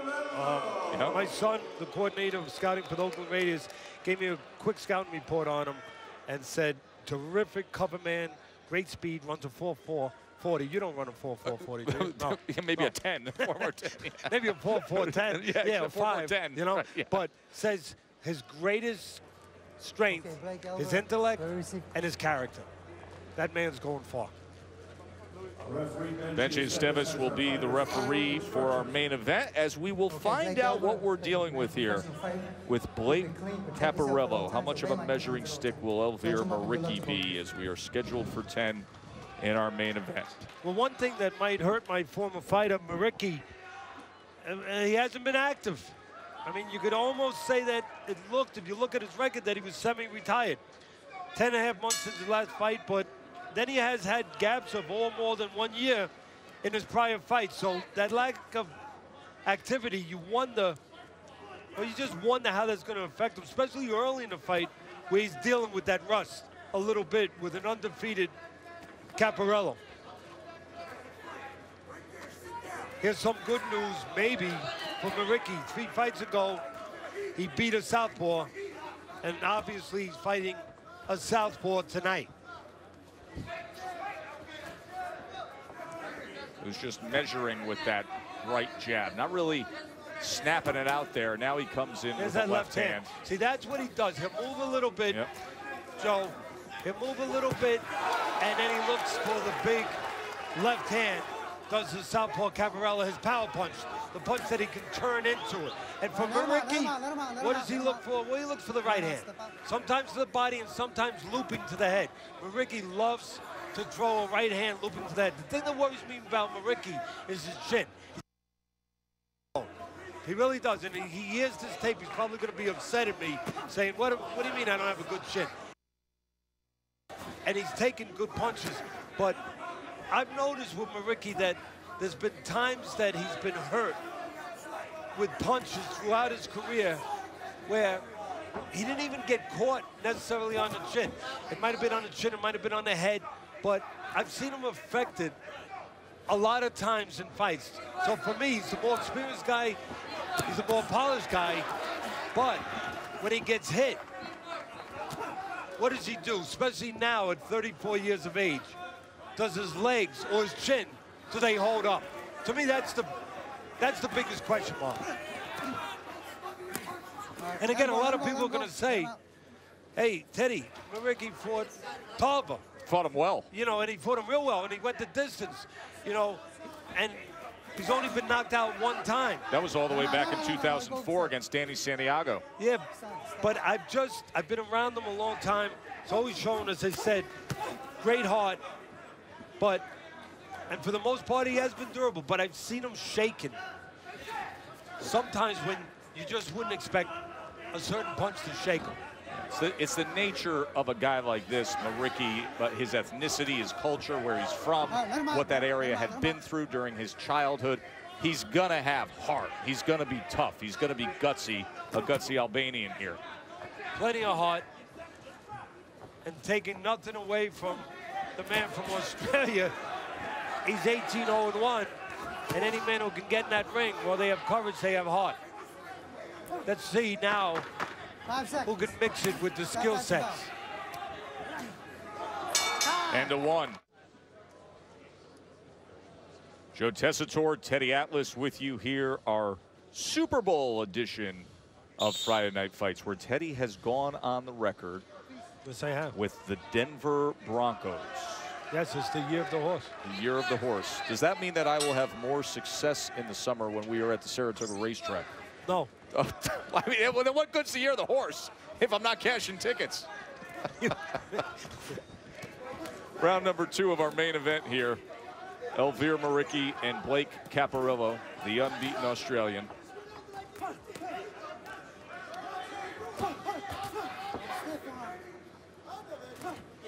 I talked about Maricki.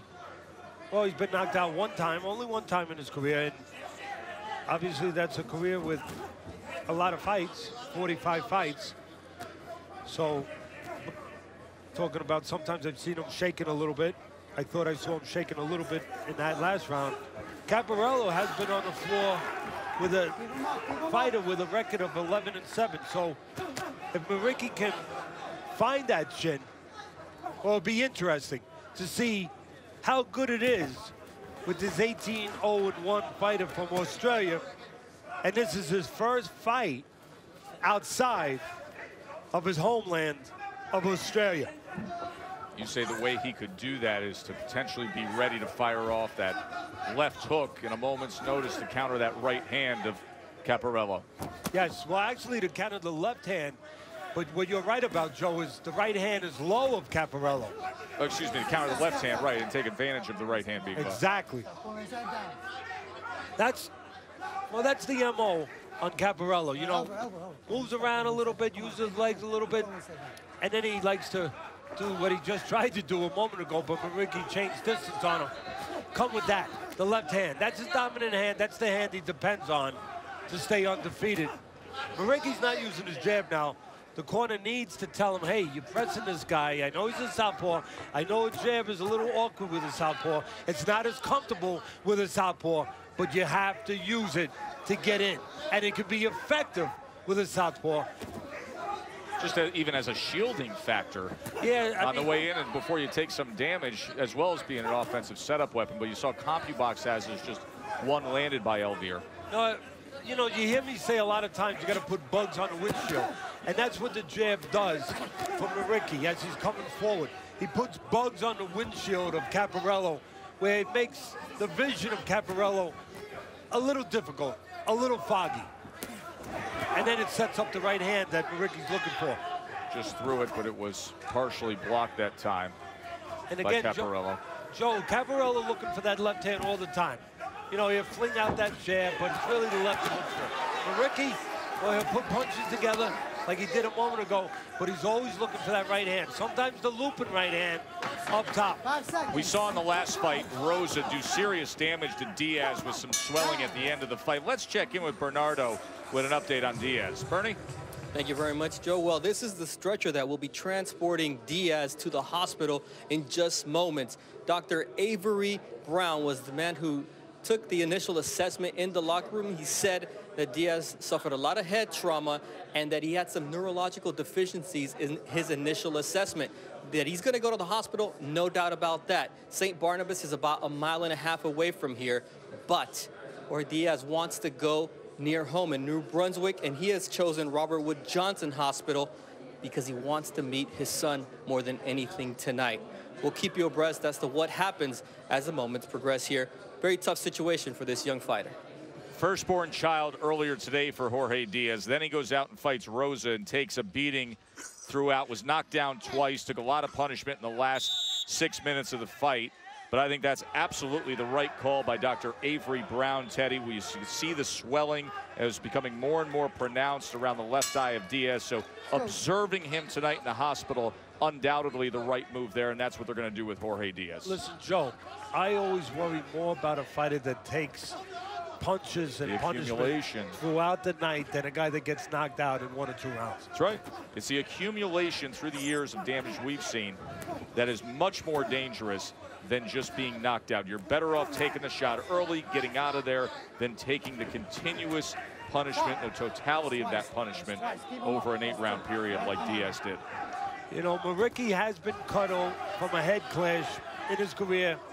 He's also been penalized for low blows a little bit in his career. And Caparello, well, he was cut over his left eye in 2 of his last 3 fights.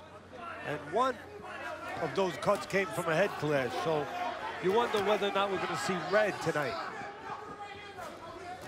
See, there's a jab of Muriqui. That's what you got to do. Again, it's against the southpaw. It's against the lefty. It's a little awkward, but it's still effective. And it has to be used if you're going to shut down the outside game, the counter-punching game of a guy like Caparello.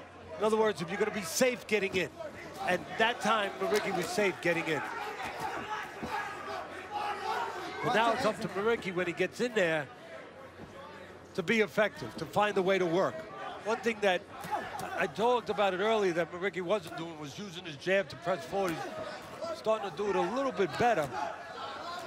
Another thing he needs to work on, or the corner needs to tell him, cut the ring down. You know, so far we've seen Caparello use his legs to move around the ring a little bit. And we've seen Muriqui follow him a little bit. Needs to be, we talk about football, needs to move laterally down the line like a linebacker and close that ring down. Don't follow. Caparello 7 years younger and fresher and 26 fewer pro fights than Muriqui. Yeah, I talked about you know, when I was doing the fight plan with Prince of the New York Giants, and I talked about you have to know the tendencies of the guy you're facing. Hopefully, Maricki's people have looked at film and told him that Caparello, when he does use his legs, 99% of the time, he's moving to his left. If you know that information, you can use it against him. And there goes Caparello. There he is, moving to the left. Moving to his left. All right, stop. A lot of redness in the eye area, in the forehead area of Maricki. That corner's going to need to be putting the end swell, need to be applying ice on the face of Maricki to make sure he doesn't swell up as we get later in this fight. 5 seconds. Time. On behalf of everybody at ESPN, our entire crew, we want to congratulate you, Teddy, for joining this group that'll be the new inductees into the New York State Boxing Hall of Fame. To see your name alongside Floyd Patterson, Howard Davis, and your mentor, Cus D'Amato. You're going to be going in inducted on March 30th. Congratulations, partner. The third class of the New York State Boxing Hall of Fame. And, you know, I sit here, I think about it. The New York State Boxing Hall of Fame. Well, think about the boxing luminaries who fought in New York, who were from New York. I mean, the sport was basically defined for the last century in New York State. To go in with a class with Floyd Patterson and Cus D'Amato, it's got to mean the world to you. Congratulations. Yeah, thank you, Joe. I appreciate that very much. And I appreciate all the people associated with the New York State Boxing Hall of Fame that thought that I was worthy to be part of that really special group. And make it even more special, as you said, the man who really taught me the most in this business, Cus D'Amato, the great Cus D'Amato, the great late Cus D'Amato, to be in there at the same time that he's going makes it even more special. So thank you. Many years of work, of course, up in Catskill, and a few years of work with this guy in the ring right here. Round number 4 as we're taking a look at Elvir Maricki taking on Blake Caparello. Caparello, we want to see what we're in store for here, making his U.S. debut. Comes in with an 18-0-1 mark from Australia. See, one of the problems Maricki's dealing with, again, is corner. And look, he's going to have to, he's got 45 fights. He's going to have to figure it out and understand it. But he's a little shorter with reach and with height.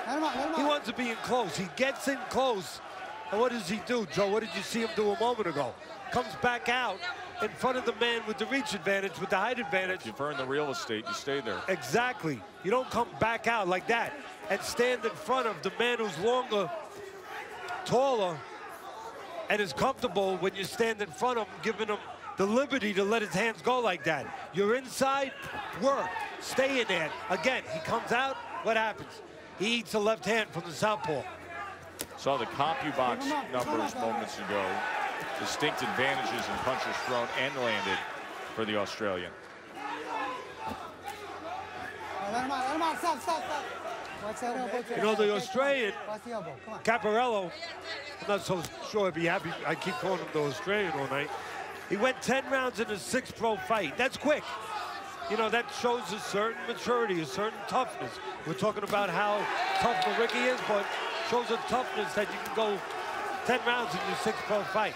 All right. And it also shows that there's not a lot of options when you're being brought up in a place like Australia, where you have to move a little quicker. There's more options over here in the United States. I mean, to contrast that, to show more opportunities to develop here, look at Maricki. He didn't go more than 8 rounds into his 38th fight. So a lot more time to develop here than there, but again, Caparello.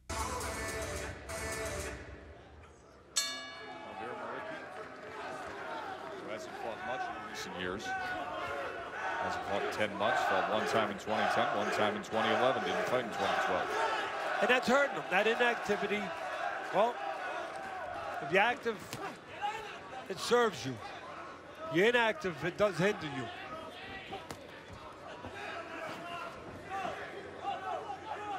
Every once in a while, the legs of Maricki just look a little, I don't know, a little stiff, a little unsteady in spots.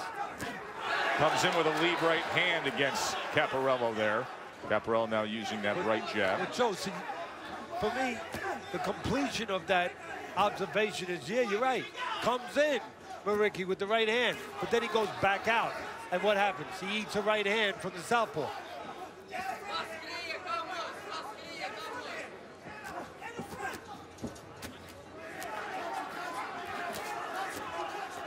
Teddy's got it a sweep for the unbeaten Caparello through 4. See, this is where Maricky's got to make hay. No punching. You know, dealing with the taller guy, well, there's more body there, so bang that body of the taller guy, the thin, taller guy. What Maricky might need is a big punch to pull himself back into this fight. And right there wasn't a good move. See, he's leaning forward into punches, getting top heavy. And when you lean forward into punches, well, the taller, longer guy can catch you before you can catch him.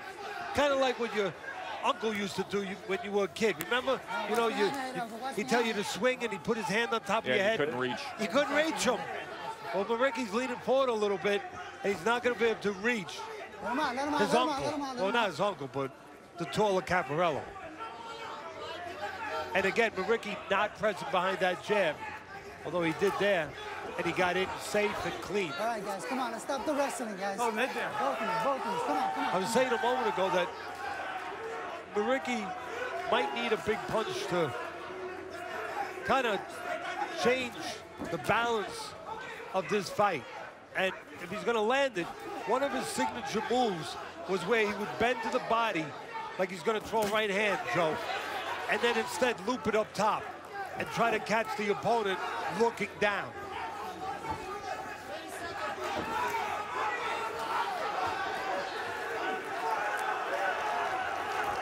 A little bit of a better round for Maricky.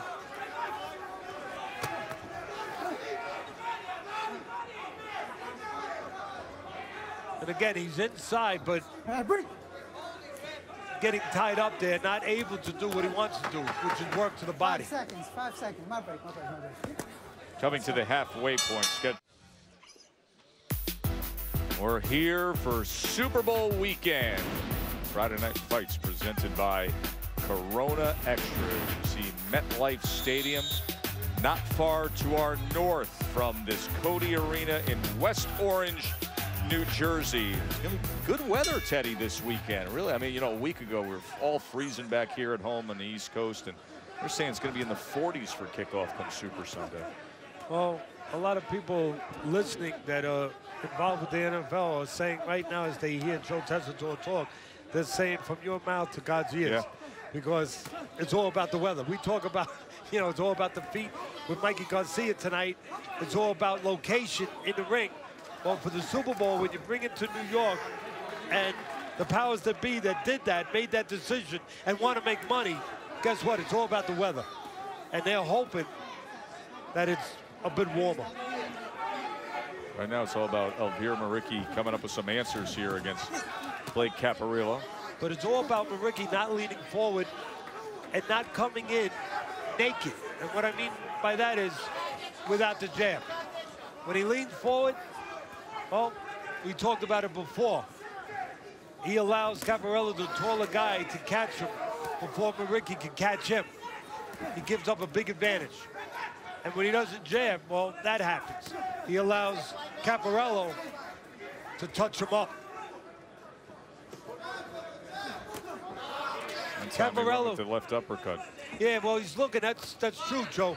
Caparello's starting to look for that punch now because he thinks he's got Maricky now, starting to lean forward a little bit, and thinks with the shorter Maricky, maybe he could make that uppercut a pay punch, a big punch. What was the name of that quarterback that got traded to Kansas City? He was more of a manager, the quarterback.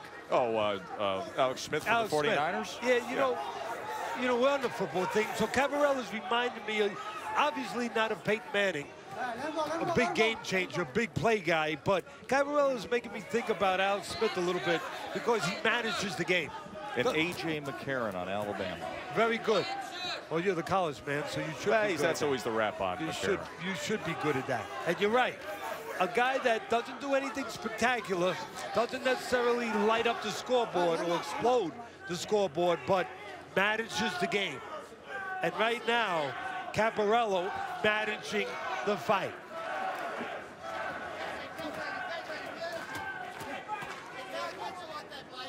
Of course, the other side to that, as a lot of guys would say, both in fighting and in football, well, isn't managing the game and managing the fight what you're supposed to do, right? Absolutely. You wouldn't mind that as a trainer, to have a fighter that manages the fight? No, Joe, that, to your point, you know, a guy that doesn't beat himself. That's right. You know, a guy that doesn't give. It's already a tough place, that squared circle, that chamber of truth. Don't give your opponent any more help than he needs. You're diminishing risk.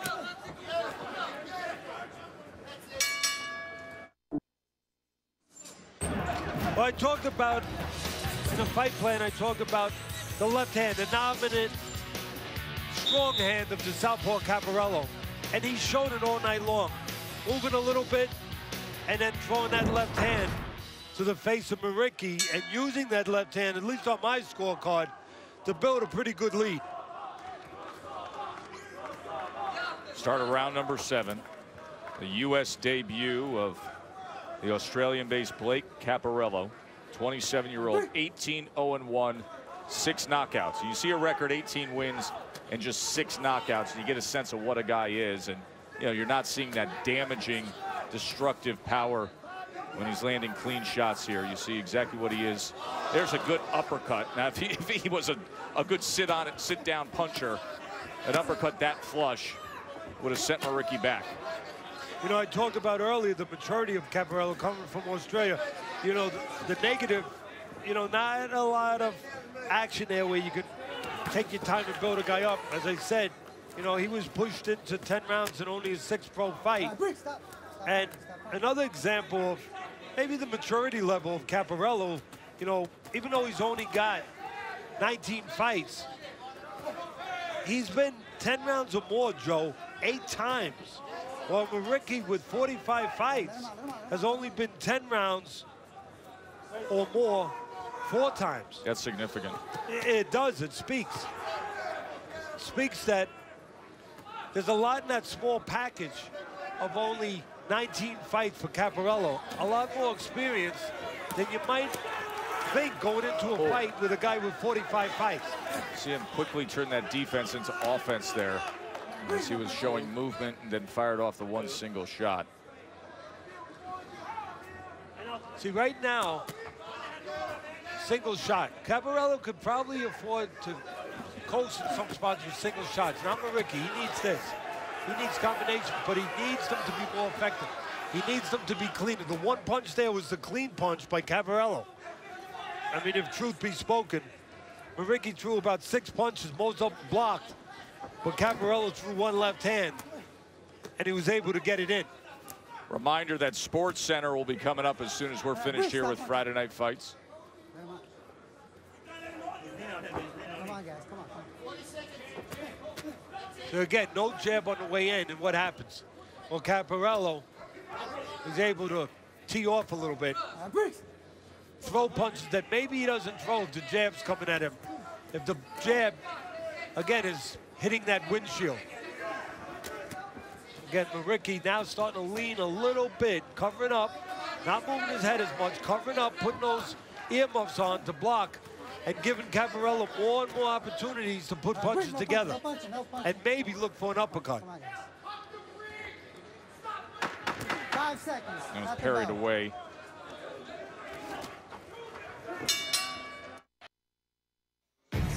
Teddy, your good friends in the production truck have selected the foolproof punch of the night, brought to you by Just for Men. Well, they heard me talking about time for the uppercut for Caparello, and they're good at what they do, the guys in the truck. They found that uppercut.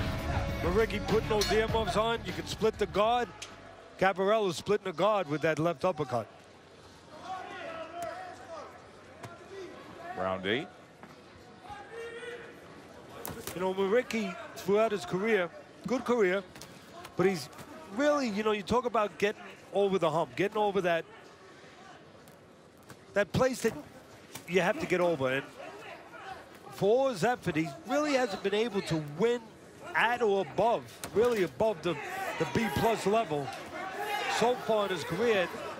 I have to admit, going into this fight, I didn't know what level Caparello was at. You know, he hadn't really fought anyone really distinguished, so I wasn't sure if Caparello was at that B-plus level. Where do you put him right now as it stands here? Oh, I think to evaluate it fairly, you say, well, where do I put Muriqui? Because what is he beating right now? He's beating a 34-year-old Muriqui with 45 fights. Just cut it. Caparello looks good. You know, he definitely looks like a B-plus fighter that wants to try to get on the verge of being an A, as he's having some extra tape removed by Benji Esteves, bringing him over to his corner, making sure they get rid of that extra tape so it doesn't go into the eye, obviously, of Muriqui, and now they're going to put some fresh tape over it. But I think the way that you answer that question, you asked me, where do you put Caparello? You have to know what he's fighting. And, you know, Muriqui hasn't really looked as good as I'm sure his people were hoping he looked, and he would hope that he looked so far tonight. But having said that, Caparello's a guy that's interesting. You know, again, his first fight outside of Australia, doesn't do anything great, but he's pretty busy, controls range pretty well, paws a little bit with that right jab, always looking for the left hand. Maybe you say he's one-dimensional a little bit, but he's making that dimension work for him tonight. Reminder that next week we will have a 9 o'clock start time for Friday Night Fights from Chicago. Roberto Garcia, Roberto Gonzalez will be the main event from the UIC Pavilion in Chicago, a place where it really doesn't matter what we tell you we got coming up. Time and time again, we go back to that venue, and it's filled with passionate fight fans and with great rooting interest with the Chicago fighters, and it makes for good fights. And you know, right about this point, 8th round, Muriqui's behind, at least on our scorecards, mine. A minute left in that 8th round, only 2 more rounds to go after this. And bad news for Muriqui is that Caparello's 7 years younger. So you figure now that that youth will serve him down the stretch. And the one thing that didn't serve Muriqui so far, if you were back of his, was the experience. You know, it was youth against experience. You were hoping that the experience would outweigh the youth. Well, right now, the youth is winning. I think you're going to see some right hands down the stretch. I just have a feeling Muriqui, if he understands, if his corner really translates to him what they need to, which is, hey, you're behind. You're in desperation mode. And if he is, and he understands that, I think he's going to look for that punch, the right hand, maybe there. See, I was talking about early. 2 forceful right hands. Yeah, bend down like you're going to the body, and then throw the right hand up top, trying to confuse your opponent and catch him. Best offensive surge he's had tonight, and what happens? Caparello gets out of the corner. Super Bowl weekend 48 is upon us here in the tri-state area as we are in North Jersey, and just north of us will be Super Sunday Broncos Seahawks at MetLife. I was over there, by the way. Building. Were you really? Yeah, when that was debuted, when that was unveiled, I should say, a couple days ago, I was over there with Armani Tuma and Bart Scott, one from the Jets, one from the Giants, and we unveiled it. One of our former colleagues, one of our former directors, actually was the person that made that happen, that put that together. That was Scott Katz. Did a real good job with that. Yeah, nice view there with the Empire State Building in the background, with both team colors highlighted up above Manhattan. Yeah, it was really nice. It was, as you can see it looks beautiful.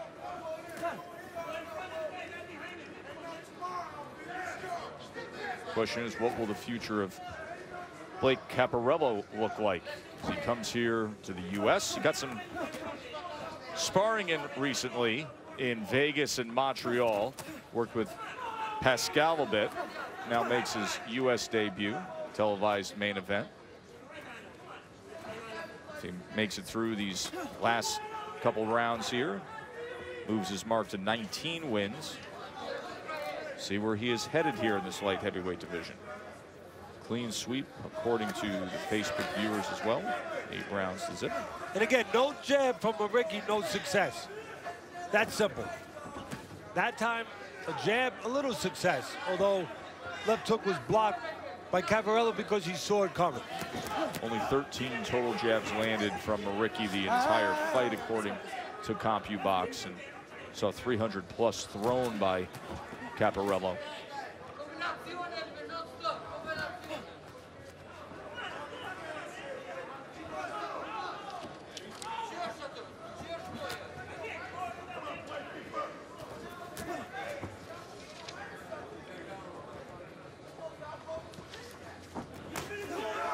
Right hand that landed. Caparello just throws back 2 quick lefts at him.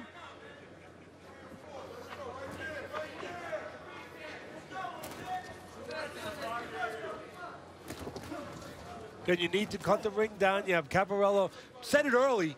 You know, he moves, but, you know, you don't have to really be Clouseau, the detective, the sleuth, to figure out where he's moving. If you watch tape on him, you see he's moving to his left 99 9/10% of the time. And Maricki, now he moves over to the right. That's what he should do. Step over to the right, that. And he tried it there, to his credit. He understood that Caparello was going to go back to his left, which is Maricki's right. Maricki stepped over, tried to catch him, meet him there with the right hand. But Caparello had the gloves up. 5 seconds. Stop at the bell. 9. End of 9.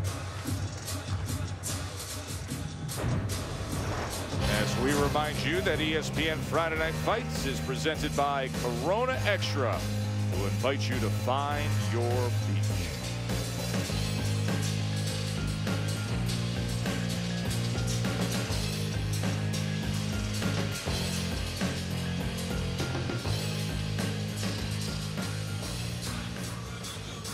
See the eyes of Maricki roll back in slow-mo there as we listen into his corner. When the guy try to hold you, when the guy hold you, just keep punching. Don't let him hold you, stop. Come on, man. It's the last round, man. You got to go there and try to get everything you got. Put your heart in this. All right? Put your heart in this. Come on, last round, all right? Come on, man. Give it a shot, all right? Realization of what he's arrived at here with this final round.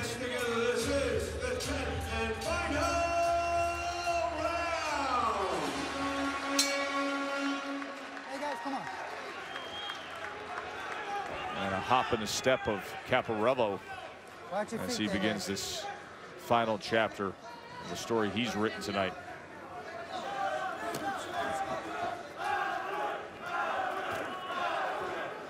You know, Joe, I'm not making any excuses for Maricki, but when you're 34 years old, well, I know this better than you. You might be finding it out soon. It's harder to take weight off.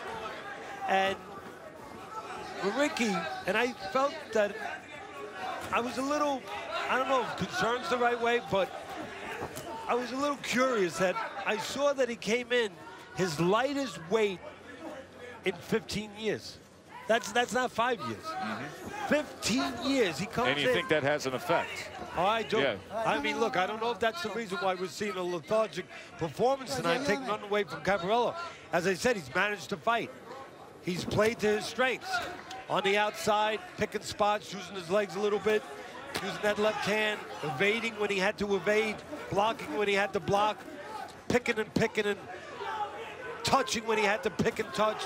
But I don't know, I just thought it was curious that at this point at 34 years of age, that Maricki and his people would come in at 171.8 pounds. Again, the lightest in 15 years. Caparello, 174.5. You know, right what he comes in all the time. And again, Caparello's 7 years younger. All right, let him out, let him out, let him out. Stop, clean.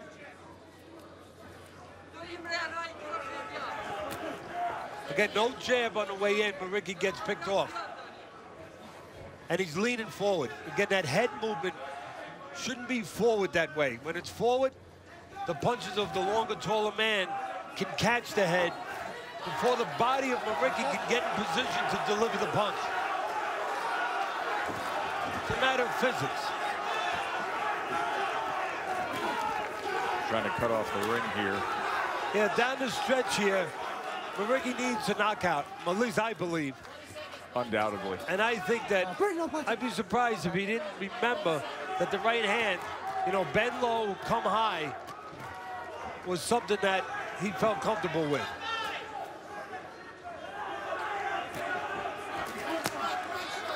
Well, I talked about the chin of Ricky early in the fight. You know, I thought that maybe he looked a little bit, you know, stunk with some punches, but the chin hasn't been a problem. Caparello doesn't have a lot of power. No, he's not a big puncher.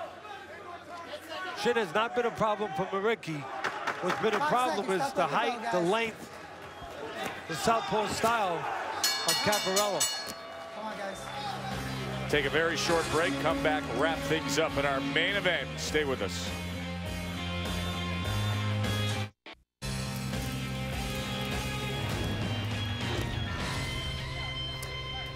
Todd Grisham here in studio, reminding you that next week Friday Night Fights heads back to Sweet Home Chicago as hard-hitting Texas veteran Roberto Garcia brings a 5-fight winning streak into this 10-round junior middleweight fight against former Mexican amateur standout Norberto Gonzalez.